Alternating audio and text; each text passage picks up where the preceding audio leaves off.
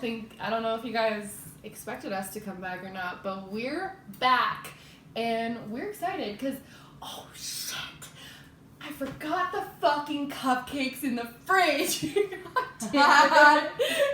It's our first official episode. I'm a little upset you forgot in the fridge because I only signed up to do this because of the snacks. I know, it's true, she did. I promised her snacks and I failed already. You missed the first basket shot at the end of the last episode. You forgot the cupcakes. Third time's a charm, maybe? I don't know. I quit. No. Mama didn't raise no quitter.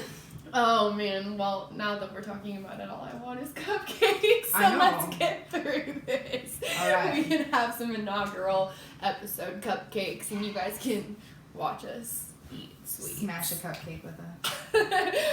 Okay, so I guess just to start off, we'll follow up a couple of the topics we touched on in the trailer. Obviously, there is a lot of business to discuss. There's so much that happened. First off, obviously, big ups, LSU, national champions, Joe Burrow, he is the college GOAT. Definitely, don't at me. I know this is probably going to be my phrase of the podcast. Yeah, don't at me, but definitely as swaggiest white boy in all of sports is Joe Burrow. Yeah. I think there's definitely some rumors that people think that he'll end up with the Bengals just due to picks and all of that stuff in the NFL draft. So it will be interesting to see where he and the rest of the LSU guys end up. But obviously the Clemson guys, Trevor Lawrence, he went, 28 games undefeated? I think so, over 2 seasons. He had never lost a game with Clemson That's until insane. that LSU national championship game. So, game. it's a great game. Both teams definitely rallied, but at the end, Trevor definitely lost his wits a little bit. Yeah. I feel like definitely Joe Burrow got the best of him, and like I said, big ups to LSU. I think go Tigers! I think Coach I think I just did him really good justice on that one too. You did, yeah. But definitely Coach O deserved that one. He's been a fixture in the Bayou for a long time, and I know that has been a long time coming for him. But also there was some scandalous stuff that happened too. Like OBJ was out there handing players those Benjis. he slapped hands with Joe Burrow and literally gave him like $1,000, I think, in one hand slap. But then Joe Burrow went on Pardon My Take with Big Cat and PTF and outed OBJ, said that it was real money after LSU tried to say on social media that it was fake money. So I'm sure there's definitely going to be some people are going to get in trouble. And then, of course, OBJ with the slap on the security guard, which I don't know if you guys follow me on Twitter, but I had some jokes to say about that. Definitely, I feel like that security guard was like, oh, OBJ's handing out money. I would like some too, please. Because I don't know really who files a simple battery charge over getting literally a sports tap on the ass. So it will be interesting to see what comes of that. But kind of sucky that OBJ, I feel like, is staying true to OBJ form and making it about him instead of just letting LSU have their moments. So then of course, the NFL divisional games. What the fuck, Ravens? Like, what the fuck?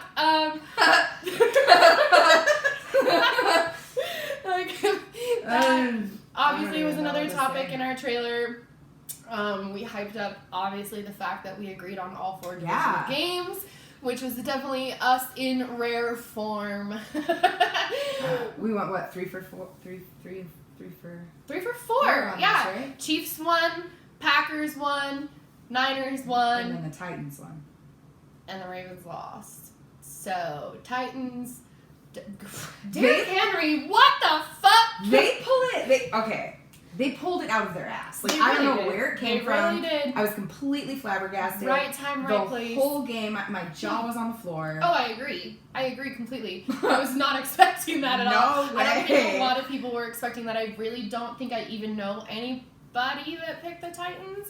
I think maybe there was like one or two random people on my Facebook that I think wanted the Titans one to friend. win. Yeah, and I have one friend. And honestly, I think some people wanted the Titans to win just because they wanted like other teams to lose. You know what I mean? Like really favor one team because their team lost and whatever. But I'm like actually cheering for the Titans. Like I know like a true Titans fan. Titans fan.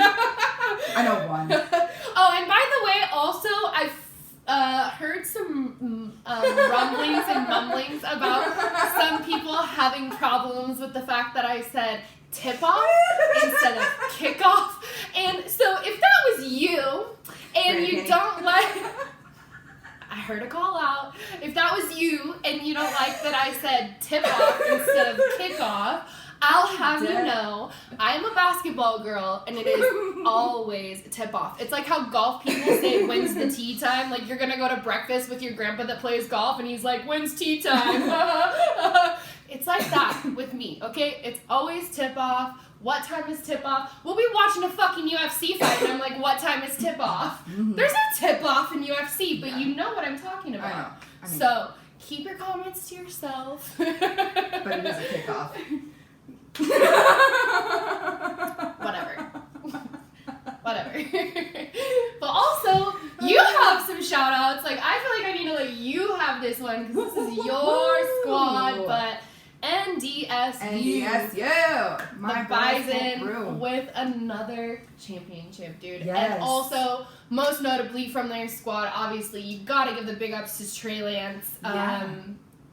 Walter Payton, two awards. Walter Payton and the Jerry Rice. Yeah, and huge awards. These are huge awards, you guys. That never in the history of the Walter Payton Award has a freshman won the award. And he's a true freshman too. Yeah, not a red shirt. He's a true freshman. The kid is 18 years old, and you know it's never been done. So you have to give NDSU their credit. You have to give them the big ups. They won it. Yeah. I think one of the best signs I saw in that game. That was my favorite too. It was a bunch of beer cans, and then I have it. We'll clip it and insert it on one of the socials. And they basically said, "We'll have another. We'll have another. A bunch of empty cans. We'll have another." Yeah, it's.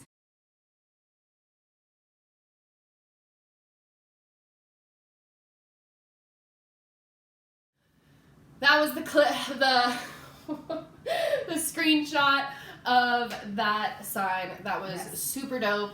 Definitely one of the funniest signs I think I've ever seen. The fact that I can like remember it and point it out afterwards, I know that it was pretty freaking amusing to me.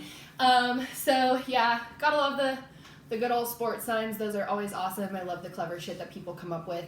But yeah, like we said, big ups to Trey Lance and their whole squad. On another championship. They did it again. They did it again. Oops, I did it again. Hit him with a Britney. But yeah, so just to wrap up kind of what we talked about in the trailer, those were, I feel like, the three like big topics in the trailer that we either gave predictions of or things that we were talking about that we were going to be watching and participating in through the week. So this last week, there have obviously been lots of things going on. Yeah. I don't know if you can tell by my shirt here, but I feel like the first thing that we need to talk about is Major League Baseball. Yes. Because there's lots going on, like some pretty exciting things happening yeah, exciting, and also people getting called out for cheating. Yeah, that too. Yeah. I mean, we just had news broke, what was that, I think yesterday, that Carlos Beltran is mutually parting ways with the Mets, as well as Alex Cora, who mutually parted ways with the Red Sox because of all these cheating allegations. So it will definitely be interesting to see how these you know, like the filming, the sign stealing, and all of that stuff, how it affects people's wins in potentially national championships, World Series, you know, those types of things in MLB. But also just how it affects other teams. Obviously, I'm a huge Yankees fan. We all know Carlos Beltran has a history with the Yankees. So I just feel like it's going to be one of those things everybody. So definitely sketchy grounds. Going to be keeping our eyes on that and discussing any big stories that come out. Hopefully nobody else gets in any major situations here, and obviously the league hasn't handed down punishments for any of those things yet. It has all just been people, you know, mutually parting ways with teams so far. So we'll see. Allegations, correct? Yeah. There's nothing been like officially... Yeah, well, you know, actually, it's interesting that you say like that whole allegations thing, actually, because I saw on the Instagram account MLB Elites, shout out to those guys, they're awesome, that Jose Altuve, who played for the Astros, there was something about when they won a playoff game, I believe it was the series against the Yankees, and he was saying something about his jersey, like when all the guys were celebrating and he was clearing the bases and he was telling the guys, like, don't rip my jersey off, don't rip my jersey off. There was, I guess, a bunch of speculation about the fact that he was saying don't rip his jersey off because he had wires underneath to steal signs and things like that. So, don't know if that's like a conspiracy theory or just something people from opposing team fan bases are coming up with to kind of make sense of all this. Yeah, the speculation and whatnot. But definitely go check out MLB Elites. Their account is also awesome, just for MLB posts and stuff like that. But definitely those posts are on there. You can see for yourself, make your own opinion about it. Definitely, like I said, a conversation that we're going to be continuing. So we're going to keep an eye on that. But also another big... I guess a change and also like positive kind of like onward and upward topic in the WNBA is that they are increasing player salary and benefits. The players are going to be getting about $500K in earnings individually, which is significantly higher than they've been getting. A lot of these women do not make a lot of money currently, and of course there was a lot going around last year on social media about some of the teams being like on coach in planes in the airport, waiting for flights, having flights canceled, sleeping in the airports, like all of these ridiculous things that like regular people deal with that it feels like a player in that type of league shouldn't have to deal with. And I feel like, you know, the WNBA should be, I feel like, played out a little bit more as an extension of the NBA. Absolutely. And they should have, you know, similar they're playing at the same caliber. Like, why are they not at the same standard for everything else? Definitely. I feel like that what you just said is really significant, playing at the same caliber. I think it's notable. I mean, like, Sue Bird, Diana Taurasi, Liz Cambridge, Brianna Stewart, like, a lot of these women are setting... records and have stat lines and resumes that are better than, if not as competitive as a lot of the men. I mean, Sue Bird has better stats than LeBron when it comes to the championships she's won. You know, we don't need to get into it. Just know that WNBA, these women are finally getting... Yeah, they're finally getting the recognition, and I think they deserve... You know, the reward, I mean, for playing as hard as they do, that they deserve. Yeah, exactly. Sure. Well, and also, I feel like they're making it a little bit more exciting for the fans, too, not just more beneficial for the players. Yeah. There was talks of them expanding to a 36-game schedule for the WNBA. I think right now they're at a 24-game schedule. Don't quote me on that. I don't know for sure. And then they're also adding in a regular season tournament, which they have been talking about doing something similar in the NBA. And it sounds like both leagues, you know, players and alumni and those sort of things, it's been well received among them. So it's exciting to hear that the WNBA they actually did go ahead and go add that regular season tournament and maybe potentially create a little bit more in-season excitement and draw some more fans. I feel like people, especially guys, are always saying that if it was more exciting, they would watch and stuff. So they're making it more exciting, so go watch. Yeah. But then, to segue into, obviously, the NBA, the other side of the WNBA for the men, the trade deadline is coming up. It's February 6th. Obviously, there's lots of rumors going around. I know there's Kevin Love to Portland rumors and Kyle Kuzma out of LA rumors and all kinds of different rumors. But one trade did happen. It actually happened earlier today. Alan Crabb from the Atlanta Hawks, who used to play for the Portland Trailblazers, was traded from the Timberwolves for Jeff Teague and Treveon Graham. So that is just one pretty big. I love Jeff Teague. I have a friend that calls himself Rec League Jeff Teague. And so Jeff Teague is a pretty notable player. He's definitely a solid off the bench point guard and shooting guard position. So exciting to see what those guys are going to do with the Hawks. It sounds like maybe there might be some backup for Trae Young now on the Atlanta Hawks with the addition of those guys. So, like I said, trade deadline for the NBA is February 6th, and it will be curious to see who else moves around. And then, last but not least, NCAA basketball. Not quite March yet.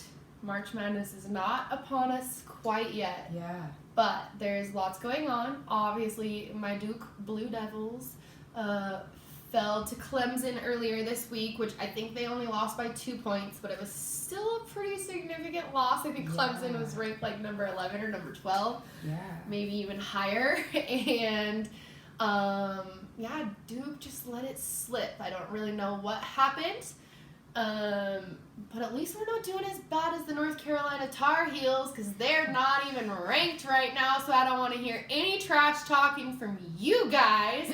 It's not your turn. But Duke does play Louisville. Louisville. Louisville. I said it the white girl way. I said Louisville. But it's Louisville. Louisville. It's like an anemone. Yes. Anemone. Don't get me started. Louisville.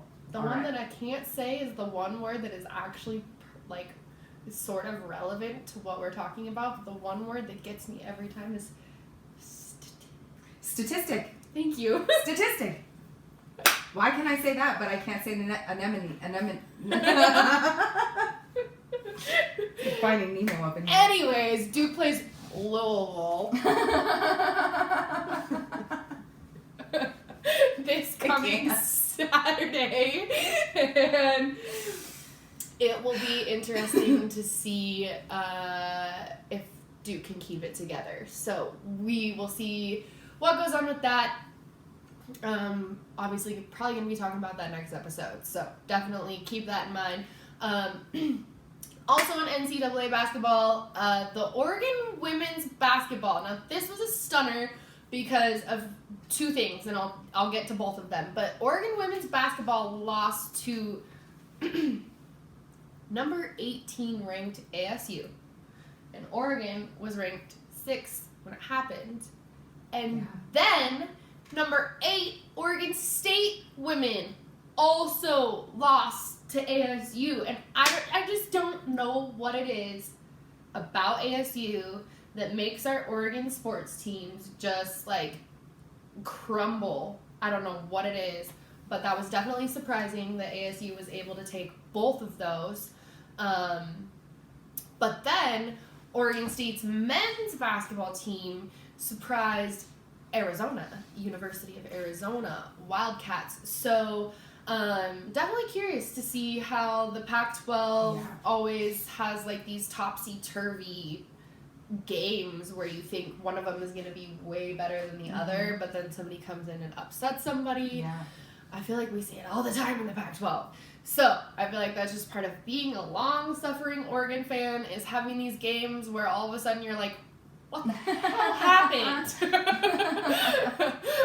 So that was another one of those. of our squads and also the Oregon State squad. But yeah, a few games that I personally am paying attention to this week that I'm not necessarily making predictions on, but just a few games that I feel like people should watch if they get the opportunity to, is the Kansas at Texas men's game, as well as the Stanford at Oregon State women's game, and the South Carolina actually hosts Mississippi State women's basketball. And the last one is significant because South Carolina is the defending women's champs. So definitely always good to watch that squad because they kind of set the tone for the rest of the women's teams. And I know a lot of people will be like, I don't care about women or whatever, but you should. You should watch those. You should watch those ladies. They are powerhouse. You know what? I mean, the women are starting to play real scrappy these days too. Yes, they are. Scrappy. They're playing hard like the boys. They're tough, dude. And I tell you what, like you see these boys drop down with a rolled ankle and they cry and roll around for 5 minutes. And they're the worst floppers ever. A woman gets thrown down with a rolled ankle and she's up and like walking it off 2 minutes or later. Even like, scrambling across the floor after a loose ball. Come on, boys. Yeah. Pick up your balls. Let's go. Yep. You gotta work harder, guys, because those women, they're hot on your heels. Mm-hmm. But, switching gears, we are going to give you guys the first episode interview. And I'm so excited about that because we're going to try and do an interview in every episode. Don't hold us to it because we can't always come through on it. It's really hard. We're going to try to get quality people. Like I said in the trailer, obviously the whole point of the podcast is to connect the people in sports to each other, connect the sports to the culture, and the culture to the fans, which is obviously all of us. So we're going to try to bring you guys guests who fit that bill. Yeah. And guests who are talking about not just relevant topics, but also are doing relevant things in the sports community or are using their sports platforms to do relevant things in other communities and industries and things like that. So, first interview is going to be right after this clip. We had to do it at a different time than the rest of this podcast. Just because we wanted to respect the wishes of our guests and their work-life obligations. So we had to do the interview at a different time. So please understand that. Most of the time we will be trying to get the interview as like a live podcast type of thing. Yeah. But this time it didn't work out like that. So please understand that. But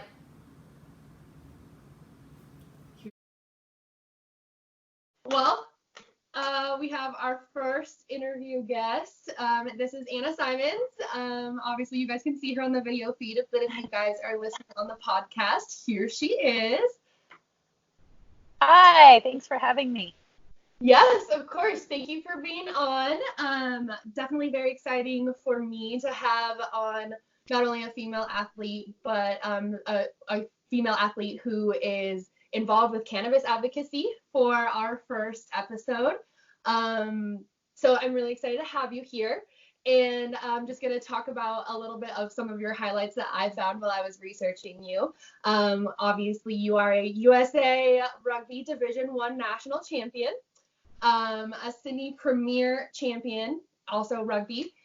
You also represented the USA at the 2015 Touch Rugby World Cup, and then also won 3 national championships with Touch's Portland Hunters, which is really exciting because obviously Portland. So I know there's a lot of Portland listeners and people from Portland just because of my connections and people I've connected with, and hopefully you too. So that's really exciting. And then currently you are a CBD educator with East Fork Cultivars. Is that correct? That's right. Yeah. Yeah. And Cool. Just to add, I need to update that, but it's actually 4 national championships now with the Hunters. So we've won. I'll take another for sure. That's awesome. Well, congratulations on all that. That's really exciting. I think the first thing that we kind of were like, wow, that's really cool was what why rugby? What led you to rugby, and how did you come into that professional sport? Yeah. Well, I didn't start playing until college, my second year of college when I was 19. I'd played soccer my whole life and dabbled in some other sports, but soccer was really my, I don't want to say obsession, but I played year round and I definitely, played on the extra teams, the travel teams, the summer teams, and that kind of thing. So it was something I was very focused on. But my second year, I had transferred schools, and I started playing for the team at the new school, and it just wasn't a fun experience. The coach was pretty hard to get along with. The players weren't very friendly, and I just, I wasn't getting a lot from it. And meanwhile, I had started dating a rugby player, and then hanging out with some of these women who had just started the first women's team at the school.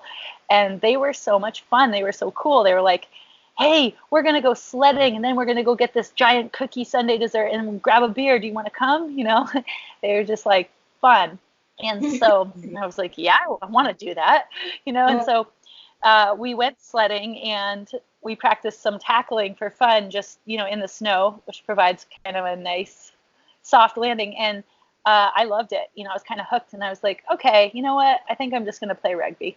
Yeah. And so I quit soccer, started playing rugby, and I just never looked back because it's just so suited to me. It became like, where was this my whole life? It's just really suited to my strength as an athlete, a competitor.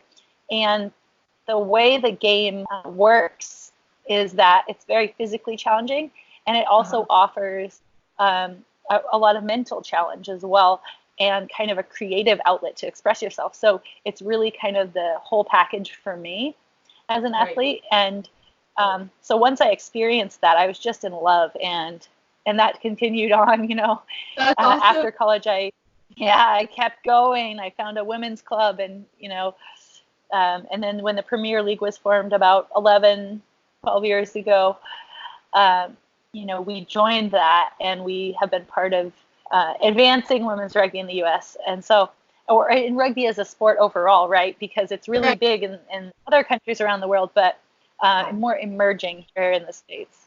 Definitely. The story kind of what you were just saying about how you guys are kind of pioneering the beginning of rugby kind of reminds me of like Mia Hamm and all those girls, Julie Foudy and all those, how they kind of helped pioneer the U.S. women's soccer team and all that. So that is just really exciting and really cool in general. Like aside from all the cannabis, all the championships, all of those things that you've achieved, just your story and getting into rugby, I think is really cool. So thank you for sharing that, because I didn't know a lot about that. That's really cool. Can you kind of pinpoint a moment in either soccer or rugby, or probably both actually, that you kind of defined your decision that that you needed to also be a part of cannabis advocacy as an athlete? Do you know when that moment happened for you? Maybe more of a general time period, less than a specific, crystallized moment. But, I did have, part of the reason that I can speak out about cannabis and advocate for it, while still being an active player, is that, our sport is emerging, so they don't have drug testing in place. There's not funding for that. There's not rules around it that would be enforceable.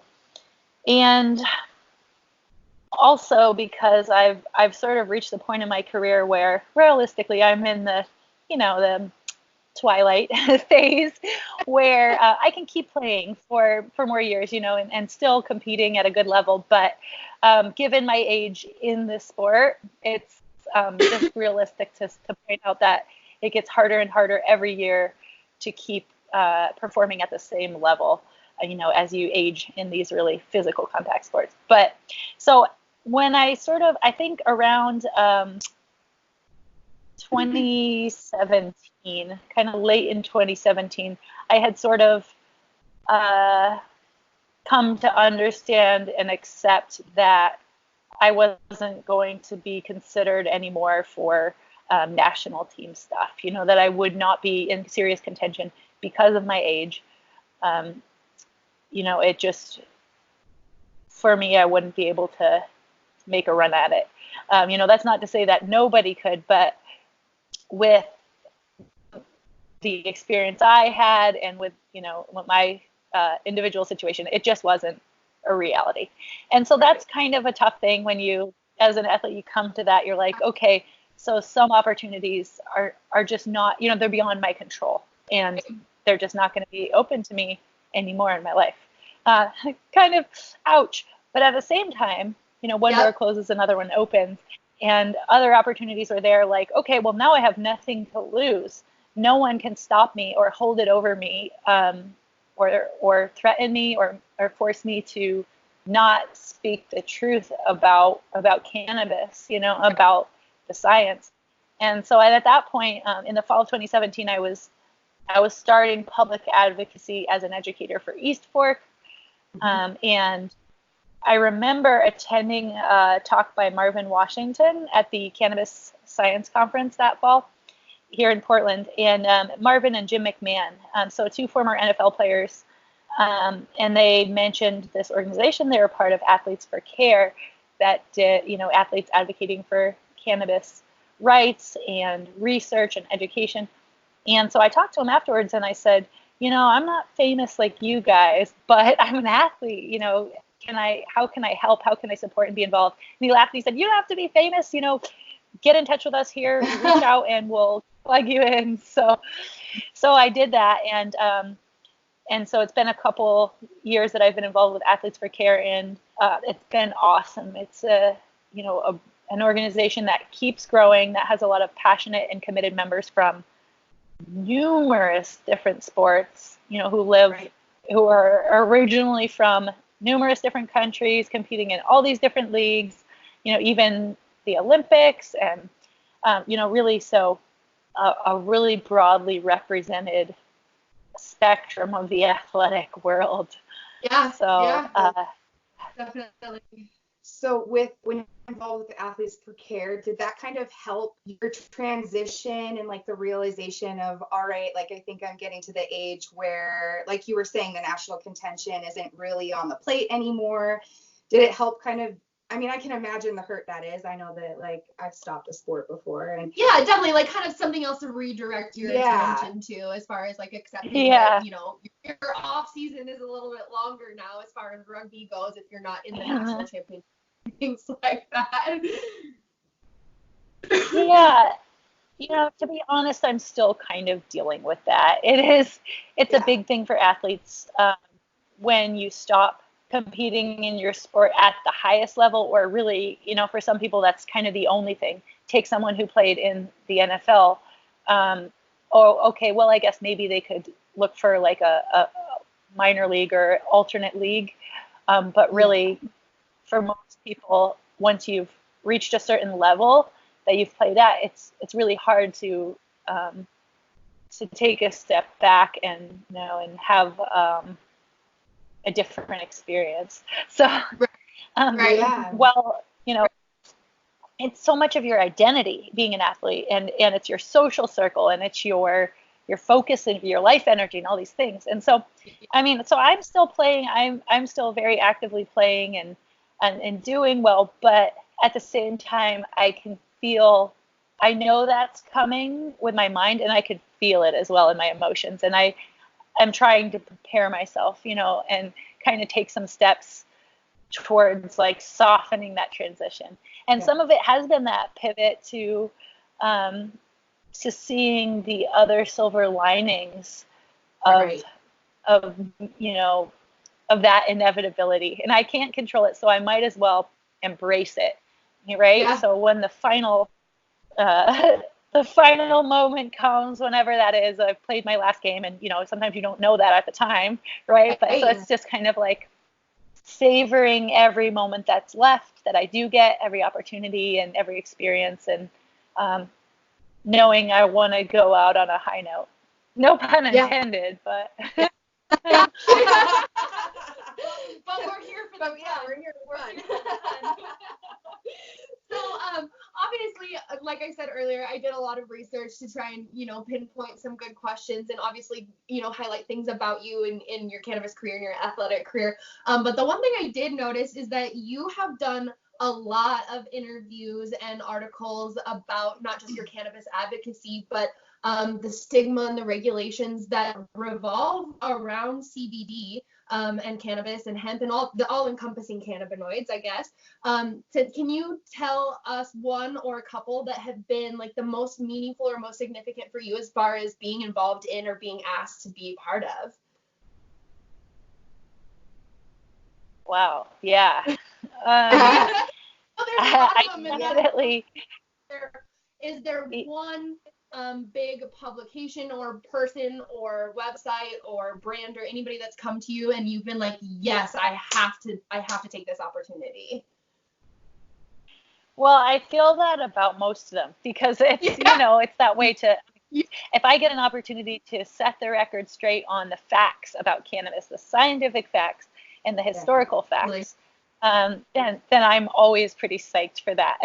But that said, it's always really gratifying to get coverage. There was an interview I did with LA Weekly that I think came out really nicely. And it was pretty cool to get a mention in USA Today. They did an article about our petition, Athletes for Care. I kind of spearheaded. We did a petition to the World Anti-Doping Agency to remove THC from their prohibited substance list. It's prohibited in competition and not out of competition. CBD is not prohibited at all, but when you prohibit THC, it complicates the way that people are able to use even CBD.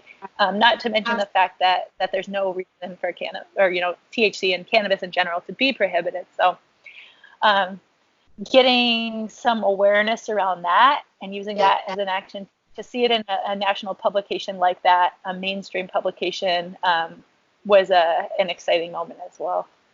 Yeah, obviously, but I think that's huge. Like you said, getting it in those national publications is not just huge for not only getting, like you said, the facts straight, but just the normalization of it being a conversation of people realizing that this is something that people are talking about. It's something that people are using and turning to. It oftentimes in benefit from turning away from other things. And other resources that especially athletes are having to use different methods of pain management, obviously, that are less beneficial than cannabis can be. So obviously one big article that stood out to me and that I think means the most to me just because as growing up in somebody who my dad had ESPN on the TV all the time growing up. So the biggest article that drew my attention to wanting to have you on as our first guest was the Undefeated article that you did with Clinton Yates recently. And obviously that conversation of MLB changing their rules is huge, but how do you think that's going to affect other sports? Like you said, rugby is one of the fortunate ones that it's still coming up, that it doesn't necessarily have those regulations in it that prevent people from using CBD and THC. But how do you think that the MLB taking that off of their list, how do you think that is going to affect other sports? I think it's a really positive step, especially because MLB is a pretty conservative organization, as sports organizations go. And for them to recognize that, hey, this is not a drug of abuse, like any substance. It's possible for people to abuse anything, whether that's alcohol, food, over-the-counter painkillers, and other things. So you can abuse cannabis, but it really isn't something that should be classified as a drug of abuse. It's really a therapeutic agent. And so for them to recognize that, hey, we should treat cannabis use as a health issue, and we should be aware of the potential for abuse, but we really shouldn't be approaching this from the perspective that use is abuse, because that's just not true. And so, so I think that was like very gratifying to see, and I think it sets a really good tone for other organizations who might be afraid to be, the one who breaks those boundaries. It's these incremental steps where something like that, might encourage an organization like the NBA, which is known to be more, less hostile to cannabis, to really take reforms and step forward and go, yeah, we don't care, actually. We're not going to test for that. Right. We're not going to penalize for that. Yeah. I think I agree with you. I think that would be huge, especially in those major leagues. If MLB being one of the first, those other major leagues have that opportunity to be like, hey, well, they went for it. Why don't we try it and see kind of what happens and which way the audience goes? Because I feel like the biggest fear factor that these organizations have is the pushback from the public that they think they're going to get, that oftentimes, surprisingly, is more of a support than a pushback. Right, exactly. And I think that's another distortion, the idea that the public doesn't support cannabis legalization, because now a majority of Americans do. I think the last figure was 67% of Americans think that cannabis should be legalized in some form. Right, and even if including medical or adult use. Yeah. So on kind of that note, is there, obviously you're involved with eSport, and I'm sure there is some specific products that you guys are putting out that you think might fit into potentially this answer for you, but are there some CBD and cannabis products you think specifically are beneficial to athletes, like, tinctures, topicals, what types of products do you think that benefit athletes the most? Yeah. So finding a good product, unfortunately, right now involves doing a bit of legwork, some research, and that's just how things are right now. But the payoff can be really great, when you do find a good, reliable, effective product.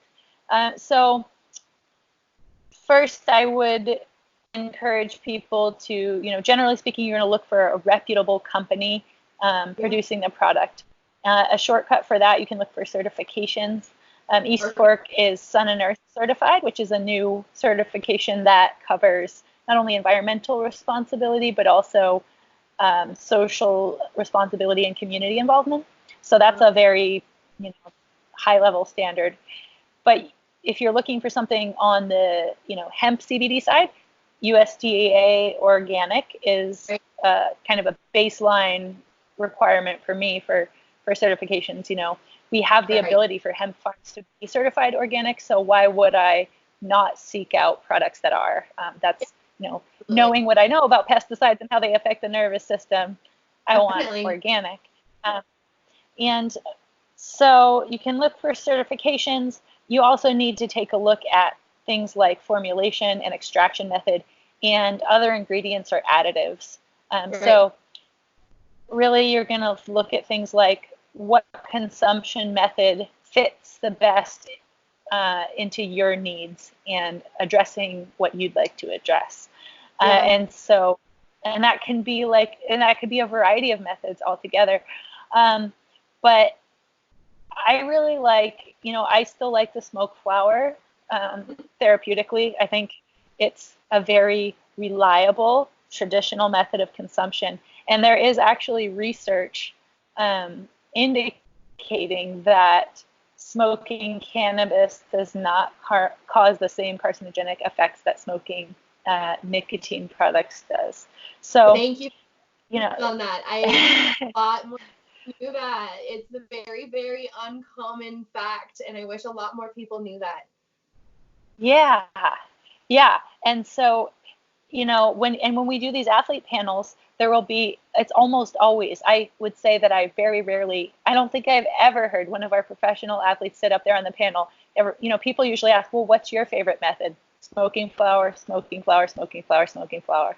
Because it is predictable, you get rapid effects, it's reliable, and the majority of us are using, a big goal of us, our consumption is for pain relief, and smoking flower is really great.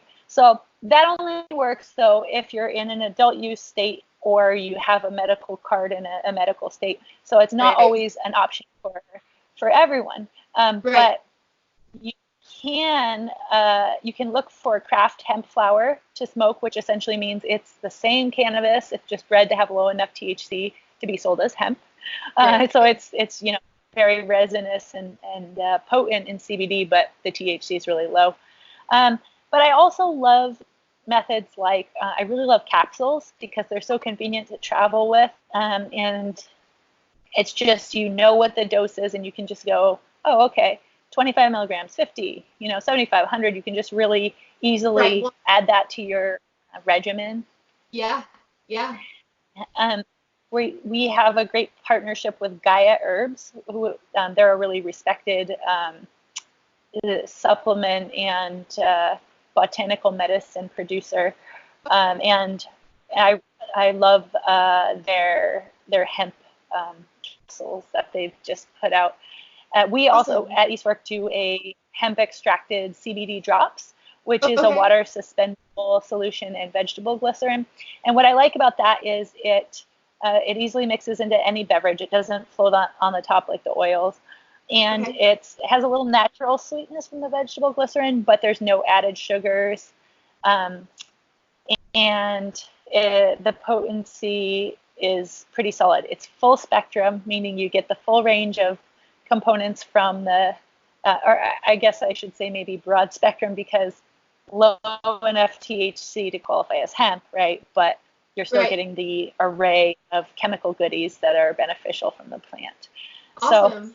So really looking for full or broad spectrum type products, things without unnecessary additives, thickeners, thinners, preservatives, artificial colorings and flavorings, excess sugar. You don't want that stuff for your health.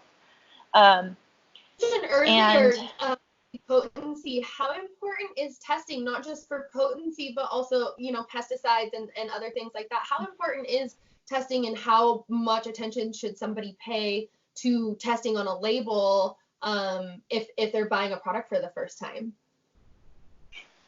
That's a great point. So if you are in a cannabis legal state and you're buying from a dispensary, there are pretty good, strong state rules in each state around that, and setting the standards for potency and the accuracy of that.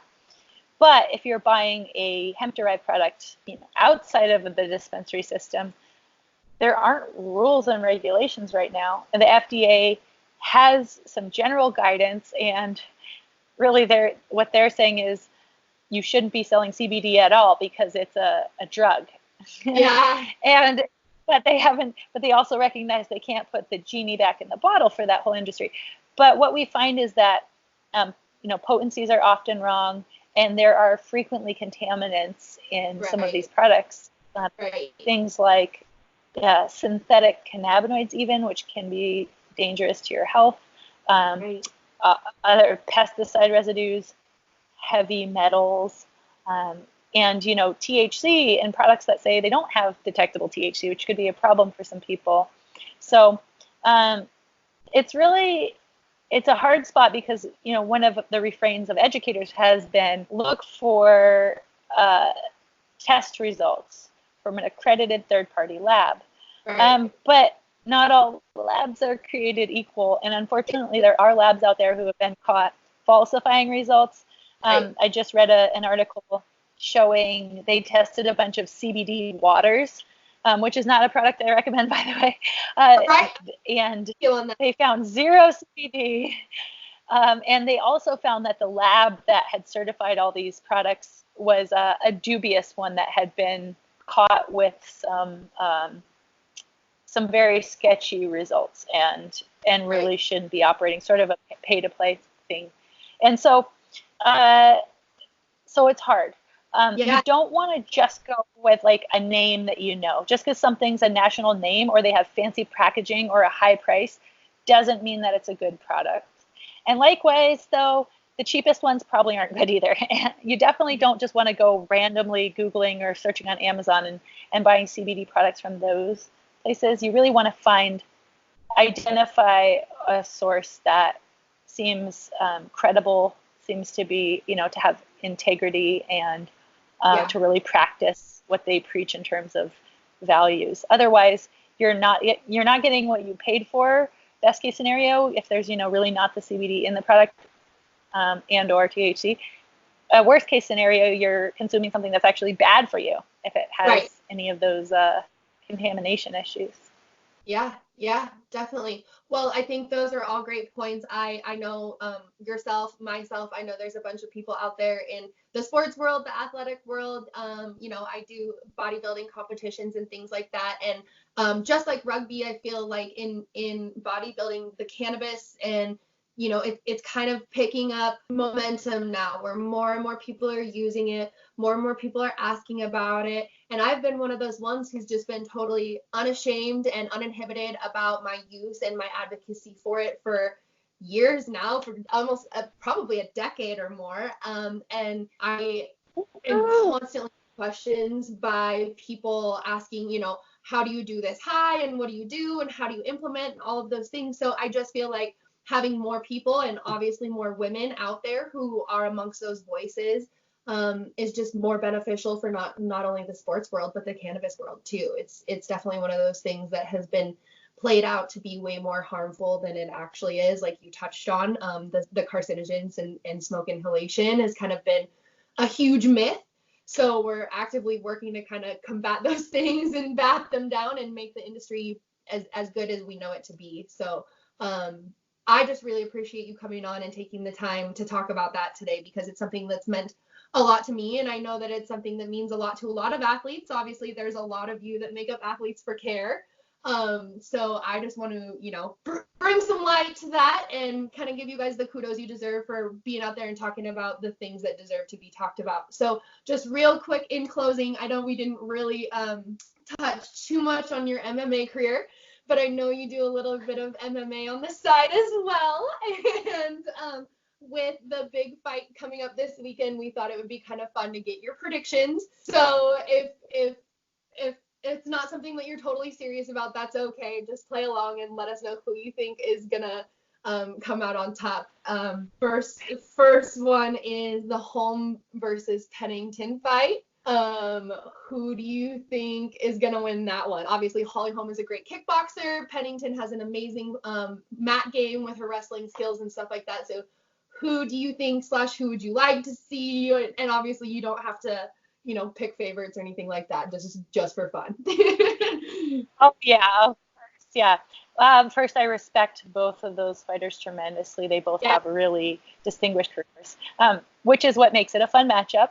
I feel like Holly Holm has a lot of very classical skills, but when you look at strikers versus grapplers, most fights end up going to the ground, and you have to be really your game plan and execution has to be very skilled and very tight if you want to prevent that. And so some of the time that's the case, and really good strikers are able to evade getting to, having to be on the ground with someone who's more skilled there than them. But I do think overall the edge kind of leans to grapplers in MMA. And I do feel like Pennington's sort of been on the rise. She's really she's sort of worked her way up in the rankings and seen her performances really level up. So I might give the edge to her. Cool, awesome. That's actually who I chose. Obviously that's not going to be till later on in the episode, so I'm kind of spoiling that by saying that right now, but I did choose Pennington too. And then obviously the last one, the big one, McGregor versus Cowboy Cerrone. Who do you think is going to win that one? I think that one is another great matchup as well. Both of those guys are amazing. Obviously great careers on both ends. So who is your pick in that matchup? Yeah. Well, who do I think is gonna win? I might give the edge. I'd give the edge to McGregor if he doesn't lose the plot mentally. If he's able to really keep his focus and his flow and come out with savage intent. But you can't ever count out Cowboy. He's tough. He will grind. He's very resourceful and there's a reason he's been around so long. And so I think it's kind of a proving ground for McGregor. He should be seen as slightly the favorite, at least, but there's question marks around his ability to come back mentally and emotionally because his fall from the top, it's been some time, so he's really got to reprove himself. And that's kind of the test here. That said, I'm not like a super fan of either of those fighters. So I'd be interested, but I don't really have like an emotional, like a big, I don't really care either way, but I just love to see a good fight. Yeah. Cool. Well, awesome. Like I said, thank you so much for your time. I appreciate it so much, and it means so much to me to have you as our first ever interview. That's very, very special to me. So like I said, I appreciate your time, and hope that you are able to share this with as many people that will listen. So thanks for coming on. Obviously, Casey had to take care of some things, but on behalf of her, but yeah, I know that she is thankful for your time as well. So we just want to say thank you, and we appreciate you so much. It was so nice to meet you. You too. Thank you for having me on, and thank you for what you're doing. I really love the fact that you're putting your voices and perspectives out there like this, because I think they're a great addition to the conversation. Thank you so much. Thank you so much. We appreciate you, and have a great day. Alrighty, I hope you guys liked the interview. We have a few more things to discuss before we get going for the episode. I was going to say for the day, but it's an episode, not a day. So obviously earlier we talked about some of the NFL divisional games, and I just wanted to highlight one story from that round of playoffs that I thought was really cool, just because obviously we're women.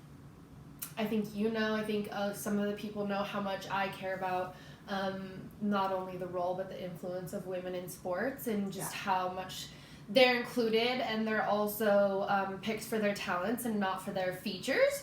But in the 49ers versus Viking game, the staff, the personnel, at least the 49ers and then the staff of the NFL officiating crew made history in that Sarah Thomas, who is a down judge referee for the NFL, and Katie Sowers, who is the 49ers offensive assistant, were both working as personnel in that game. Obviously, Sarah was on the field as a referee, with Katie Sowers up in the booth, working for the offensive coordination team for the Niners. And like I said, I think that's a huge part of the culture, and I just really think that that's something that deserves to have attention drawn to it, even for just a moment here in our tiny little podcast.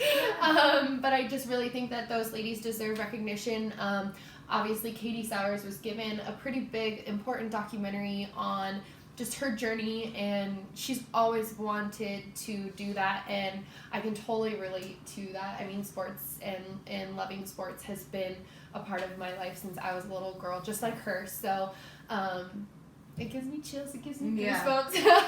I just thought that was really cool, and I wanted to make sure that we talked about it, so that if you guys are interested in it, you can go do your own research and read up on it and follow those ladies and kind of participate in the rest of their careers as well, because I know that it would mean a lot to them. It's just exciting to see women getting more involved too. Yeah. Like wanting to be more involved and wanting to be in that role and play with the big boys. Exactly. Yeah. Like, I mean, I obviously we're here. I totally relate to it. Obviously there's not a lot of women in media. There's not a lot of women in sports media, and there's not a lot of women in sports. So we're definitely, we're here. We're maybe on a smaller scale than them, but we're here knocking on the same door and kind of have the same sentiment at heart. So definitely wanted to give those ladies a big shout out, because I think that's really cool. A lot of lady love. All the feminist love. And you don't like ladies, and I don't like you. And then you also came out of a lady, so exactly. You can't not like you don't ladies. like ladies. You fucked up in the head. You don't make sense. True that. Good call. Call them out. It's my job. Yeah, that literally is her job to call me out and you guys and everybody else.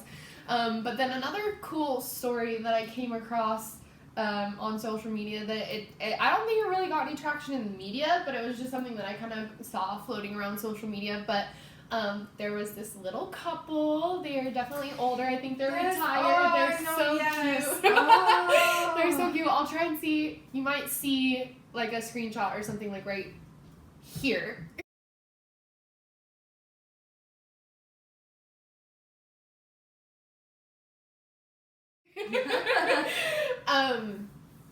Of them. They're so cute. They're the right couple. I can't remember their name, the first names right now. I'm so sorry. But they are from Newport, Oregon. Yes, they are Duck fans. But rumor has it, they made it to every college game day location in the 2019-2020 season. And this is really cool for me because this is one of my goals. Yeah, it's one of my dreams. I mean, you've heard me talk about it. We've talked about doing it together. Yeah, it's a really cool to see somebody do it in one season and super cool. Like that's I'm something so that jealous. Like we want this podcast to kind of turn into something like that. Would be being really cool. able to like go from place to place yeah. and different sporting events and things like that. It's definitely something that we. When we talked about the pod and things that we wanted to achieve and things that we thought would be cool to do with the podcast, that was definitely something that came up on our list. Yeah. And definitely like not only just like college game day, but also like just different stadiums, like NBA arenas, baseball stadiums, like all of those things. Getting to see all of those places and those notable things in sports.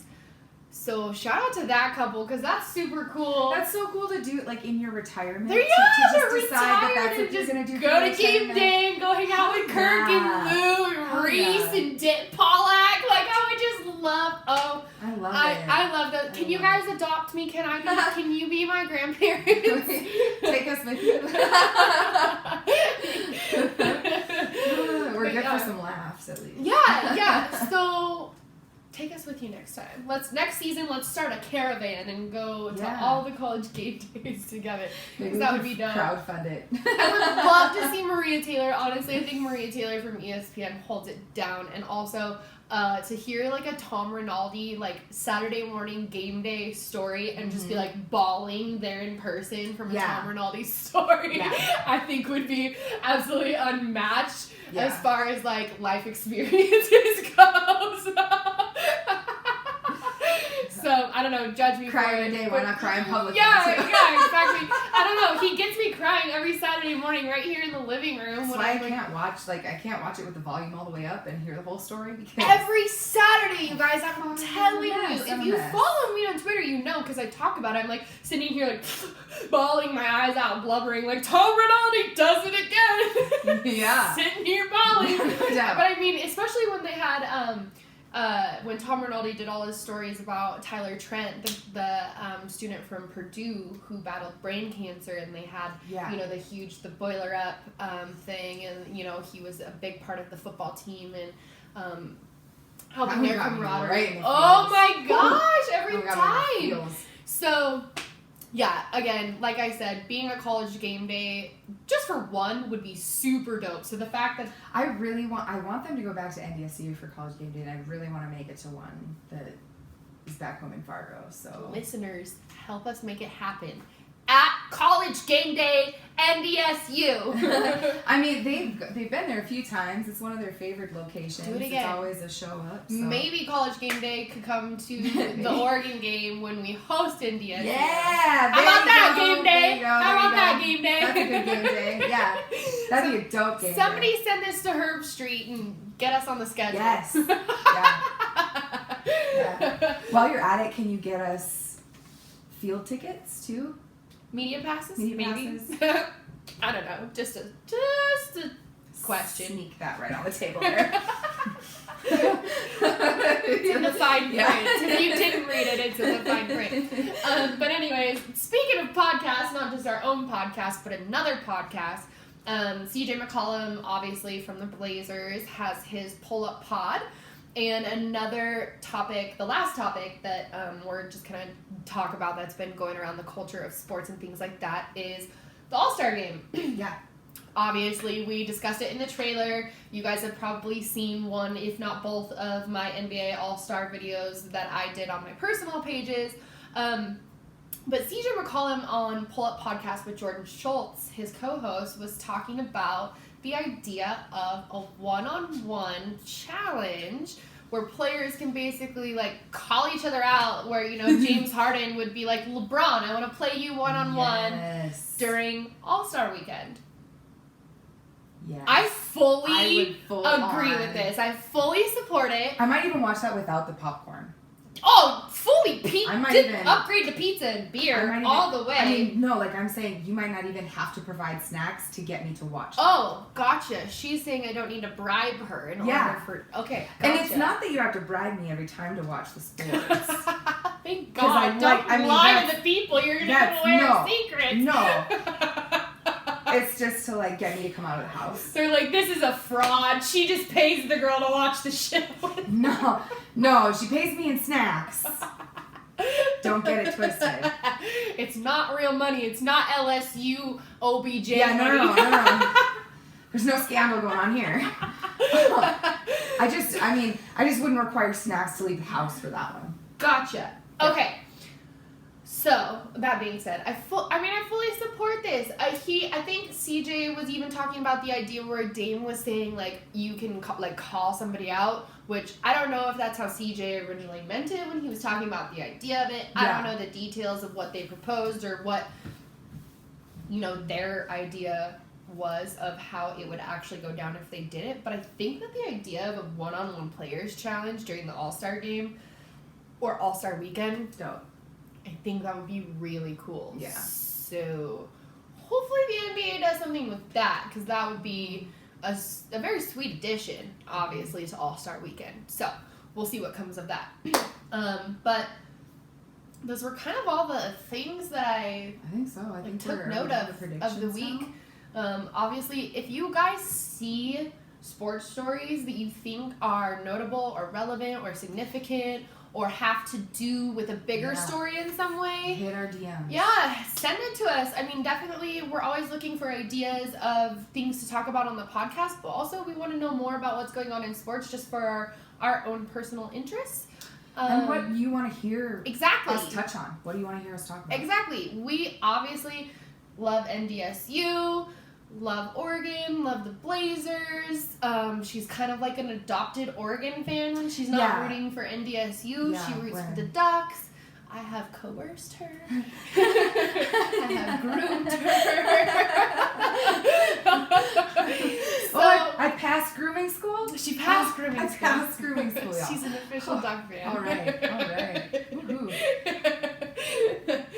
But we don't just want to talk about what we like all the time. Obviously, we want to talk about what we like, but not all the time. So if you guys have any ideas or there's something that you think, like I said, is significant to your favorite sports team, let us know.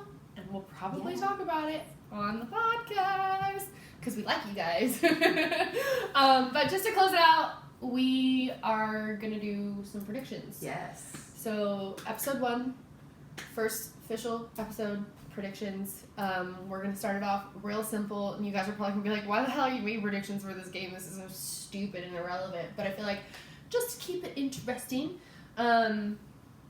Lakers versus Rockets play this weekend. I think they play on Saturday. And don't quote me on that. I think they play on Saturday. But the reason it kind of like stood out to me is why I wanted to make predictions on it is because the Rockets just lost to the Blazers. Mm-hmm. And I don't know if you've seen the Blazers' record recently, but they're sitting like 11th in the West. And yes, they still have a record that would allow them to jump back up into that 8th seed if they win enough games and they win it against the right teams. But they just beat the Rockets. So I think that is notable, not only for the fact that West Brick was talking all the shit he was talking to Dame and absolutely ate it all at the end of the game when Dame got the W. But definitely just curious to see how Russ and James Harden can hold up against LeBron and AD. And obviously the rest of the Lakers squad. Obviously you got Kuzma, you got Danny Green, you got Rajon Rondo, all these, depending on who's hurt and who's not, of course. But I think the Lakers are going to smear the Rockets. So I just wanted to put that in our predictions because I think that we should just pay attention to the Rockets for just a little bit because I think they might self-destruct if we watch them long enough. Isn't that what a rocket does? I'm sorry, Yella. I hope you're not watching this because I know that you're going to be like, wow, screw her. She hates the Rockets. So, Daniela Lopez, if you're watching, I'm so sorry about your Rockets, but I think the Lakers are going to win. And then next game, we got some women's college basketball. Talked about it earlier. Oregon State versus Stanford. Stanford is the favorite. Stanford is, I think, ranked 8th and Oregon State's 13th. And I'm taking Oregon State. And I know all of my Oregon fans are going to be like, what? You should root against Oregon State. But nope, that's not me. No. I'm pretty tried and true to root for Oregon State unless I legitimately think they will lose. Then I won't root for them. But I'm going to take Oregon State for this one. I know Stanford's women are tough. They pretty much always have been. Mm-hmm. But I think Oregon State can win this one. So it will be exciting. I think women's college basketball, obviously we've got Kobe Bryant's daughter is a big basketball player. I just think there's a lot more conversation revolving around women's college basketball this season than in past seasons. And so I just think that this game is worth paying attention to. So that's why I wanted to include it in the predictions. Yeah. And I think that it's another one that we agree on. Yeah, I think it is. Stanford's tough, but I think that Oregon might be able to pull it out. Yeah. I think that they might be able to pull it out. Yeah. Come out with the right attitude. I think if they hit it hard enough in the first half, they'll be able to keep it up in the second. I agree. So, we'll see how that goes. Definitely will be following up on that in episode 2. But then to kind of move into pre-Super Bowl, I mean, there's 3 games left, you guys. This is it. I get so... I get so reluctant to talk about it because every time I talk about who I think is going to win or who I want to win, it just goes the complete opposite direction. Yeah. So, Titans versus Chiefs. I think it would be great to see the Titans pull it out again, but I don't know if they can. I think the Chiefs are going to win. If I'm being totally honest, I think the Chiefs will probably win. I would like to see the Titans win just because, they made a big upset last week, so it'd be nice to see them make another big upset. Ravens it would be really choked! That was blasphemy. That was so crazy. I can't believe they choked! That was so crazy. Oh, they bit the dust so hard. Yeah, in all reality, I think the Chiefs will probably win, but it would be cool to see the Titans pull it out. Okay, I'm taking the Chiefs. Yeah. That being said, Niners versus Packers. Green Bay. I knew you were going to say that Green shit. Bay I'm all taking the way. the Niners. Green Bay all the way. I used to agree with Stephen A. Smith that Aaron Rodgers is a bad man. But Jimmy Garoppolo is much better. He is much more bad. And I think they just squeaked away with the win. I mean, y'all know I am a Seattle Seahawks hater. And I think the Packers were lucky to win last week. I'm not saying I didn't enjoy watching it was happen. a good game. But I think they were lucky to win last week. And I think that if the Niners play the Packers like they played in the season, the Packers are going to be sorry. Mm-hmm. I mean, they stomped them. They beat them 38 points or some shit like that in the regular season. But the Packers usually, if you've been beaten before in the season by a team, we're pretty good about coming back and spanking them the next time. True. So that's what will make this game interesting. Yeah. However, if both teams play each other like they played their last game, it's going to be a hell of a game. That's for sure. That's for sure. So, last big prediction of the weekend, we're going MMA. Obviously, we have a huge fight. Yes. We've got McGregor versus Cowboy Cerrone. Conor the Notorious McGregor, Donald the Cowboy Cerrone. This is such a tough one. It's a really tough one. They're both such good fighters. And they both come out completely different. They both start their fights completely different. Yeah, Cowboy starts a little bit slower. He always starts a little slower. He kind of analyzes a little bit longer. Conor comes out of the gate, throwing punches, ready to rock. And you know that, like, Conor's the type that, you know, if he can't get you to kind of pause or commit the way that he wants you to so that he can throw punches or throw kicks at you the way that he needs to, he will do whatever it takes. He will scream at guys. He will. He will throw a hand over here so he can get you looking. Shit talking you know, in the middle of a fight is my favorite thing ever to watch. Yeah. Are you kidding me? So I don't think that anybody can sit here and say they're not excited to see McGregor fight again. Yeah. Obviously, we all know what happened with Khabib. Yeah. I think that whole situation with Khabib was bullshit. From everything from the McGregor bus incident with the dolly or whatever the fuck he threw at the bus, the tour bus. He threw a dolly. He threw a tour, or like the from coach that bus all the way to Khabib jumping over the octagon and flying in Conor's corner. People, the whole thing was just classless. It was distasteful. It was a classic showboat of a teenage boy.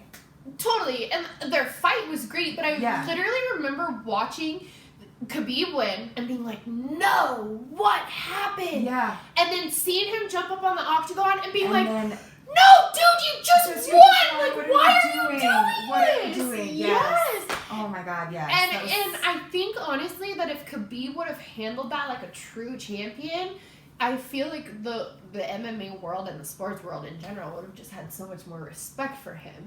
Yeah, I lost a lot of respect for Khabib after I watched that. Well, that's what made me want a McGregor comeback so much more. I mean... Like, if Khabib didn't act that way, it would have been like, it would have been like Ronda Rousey when she lost to Holly Holm. I would have been like, he's washed, he's done, don't come back, don't waste your time. But the fact that Khabib acted like that is like, I can't wait to see McGregor come back. Yeah, I definitely, I'm excited to see this fight. I love both of them. I love watching both of them so much. It's so hard. I'm gonna pick McGregor, the Irish fighting Irish man. Like, I can't not pick against him. I love Cowboy. You guys, it's gonna be a good fight regardless. I'm in a head-heart split. I don't know. I don't know who's gonna win. My pick is based on who I would like to see win. I want to see him come back with a win. And so yours is more of like a like to see rather than like an adamantly you think. Yeah. Okay. I think because they're so talent wise, fighting style wise, there's so many differences, and they're so like. When you made a good point, I just feel like this. They're so matched. This fight isn't. It's not. There's no animosity. It's not aggressionally fueled. They have respect for each other as fighters. Yeah, they both want this fight. They both want to be in this fight at their best for each other to compete against the best version of each other. Well, not only that, but there's not been the drama like there was in the Khabib fight. Exactly. The Nate Diaz fight. The Diaz McGregor drama. I would love to see them fight again. I hope they do. I'm sure there's going to be a third one. Yeah. Well, yeah. And it Khabib too. Diaz needs to fight Masvidal again, but that's a whole other story. But their camps, like their camps have been peaceful and wholesome. Yeah. And they've been attacking all of their training from every angle and doing a really good job of it. And there's not been all that drama surrounding it, so they've been like really shit-talking. Yeah, they've been really stress-free.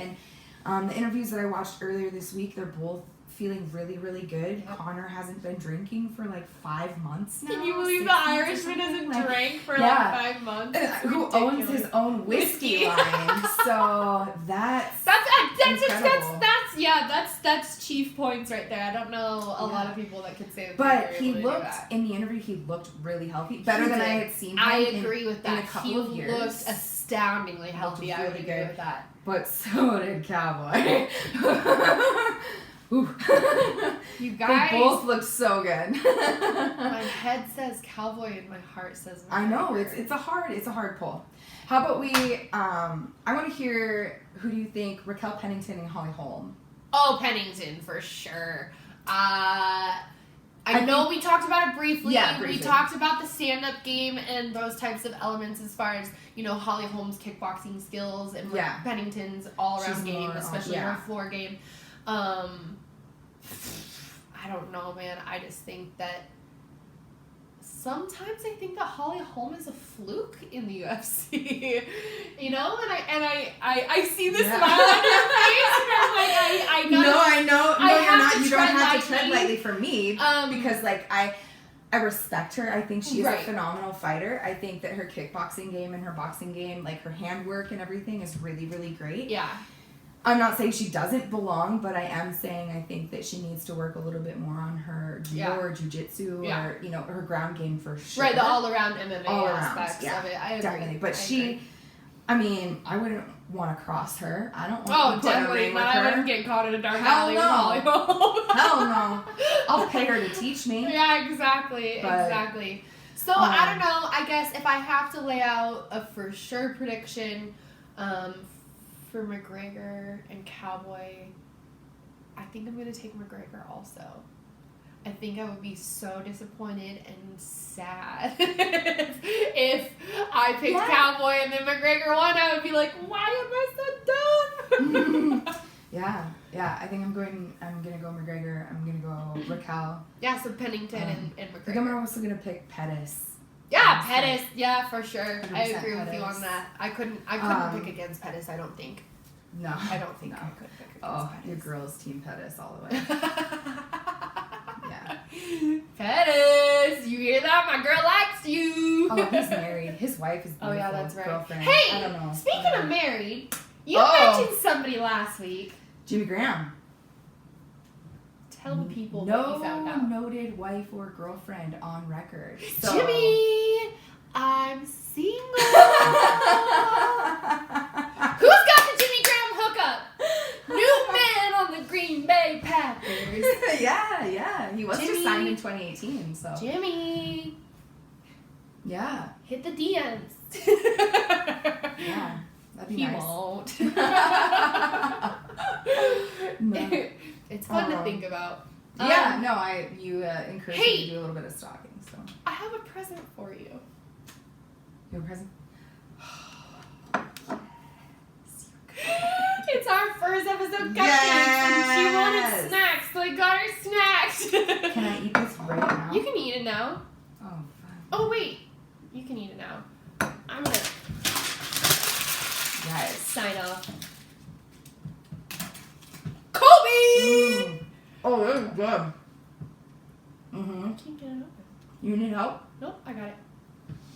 Go give it to me. I might eat it. Nope, you can't have it. This is